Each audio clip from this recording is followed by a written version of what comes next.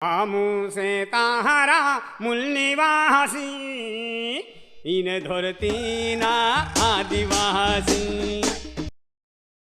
मध्य प्रदेश की ओर से हम जितने भी साथियों ने हमारी मांग की बात रखी है वो तो बात तो है ही, लेकिन मेरा ये कहना है कि गुजरात में ये मांगों को जो साथ में जोड़ते हुए मैं ये बात कहना चाहता हूँ कि जितने भी कारखाना बनाने के लिए या कोई फर्म बनाने के लिए या किसी भी काम के लिए जमीन खरीदी गई है या अधिग्रहण की गई है और वो जमीन 4 साल 5 साल 10 साल जब तक वो निर्माण नहीं होता तब तक वो जमीन पड़ी रहती है और वो जमीन एसटी लोगों को मुफ्त में खेती करने के लिए देना चाहिए। पड़त भूमि को देने की बात के साथ साथ ये मुफ्त में ये खेती करने के लिए ये जमीन देना चाहिए, उसमें कोई भागीदारी या कुछ नहीं होना चाहिए, क्योंकि साल भर पूरे फिजूल में वो जमीन ऐसे ही बिना उत्पादन किए चली जाती है। और दूसरी मेरी एक ये मांग है कि हमारे गुजरात में दाहोद जिला, पंचमहाल जिला, बड़ौदा जिला, खेड़ा जिले, यहाँ पर जो कांच बनाने वाले कारखाने हैं, पत्थर जो कांच का पाउडर बनता है, वहाँ हजारों मजदूर काम करते हैं और मास्क नहीं दिए जाने से, खुले में काम करने की वजह से उन हजारों मजदूरों के फेफड़े खराब हो गए हैं। और ऐसे ही झाबुआ जिले के 17 गांव, धार जिले के 14 गांव, अलीराजपुर के 28 गांव, ऐसे हजारों लोग मजदूर मारे गए हैं।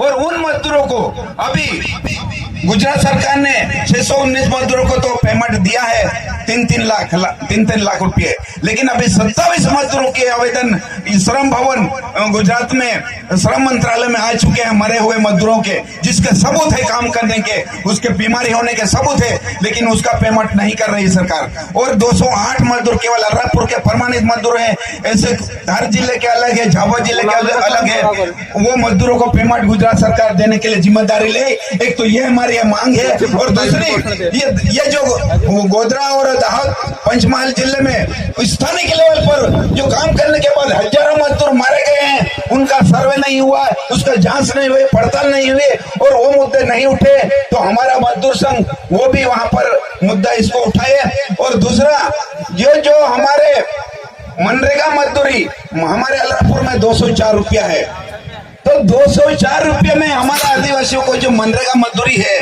उसमें हमारा जो साल भर का त्योहार भी आता है उसमें 204 रुपया, झोपड़ी ठीक करेगा 204 रुपया, कपड़ा खरीदेगा बच्चे का परिवार का 204 रुपया, भोजन के लिए काम खरीदेगा वो 204 रुपया, पढ़ाई के लिए हेल्थ के लिए 204 रुपया। और आज हर चीज पर जीएसटी कितनी है, ग्लोबल वार्मिंग के आधार पर भी मजदूरी का निर्धारण होना चाहिए। जीएसटी जो जूते खरीदो, कपड़े खरीदो, भोजन खरीदो, यात्रा करो, फोटोकॉपी करो, हर जगह पर जीएसटी है। और उस जीएसटी देने के बाद हमारे पास 204 रुपये में कुछ नहीं बचता है।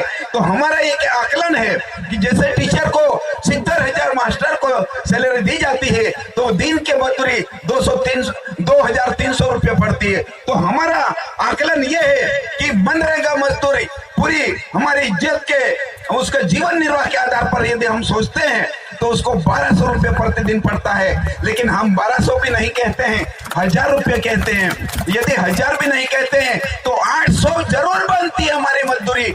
इसलिए मनरेगा मजदूरी 800 रुपया करने की बात हमको जन संगठन को करना चाहिए। और मजदूर है, आज मजदूर अधिकार मंच हमारा जो बना है, आज देश में इंग्लैंड की बात करते हैं, लेबर पार्टी मजदूर पार्टी बनी हुई है, तो हमको देश में मजदूर अधिकार मंच तो बनाना चाहिए।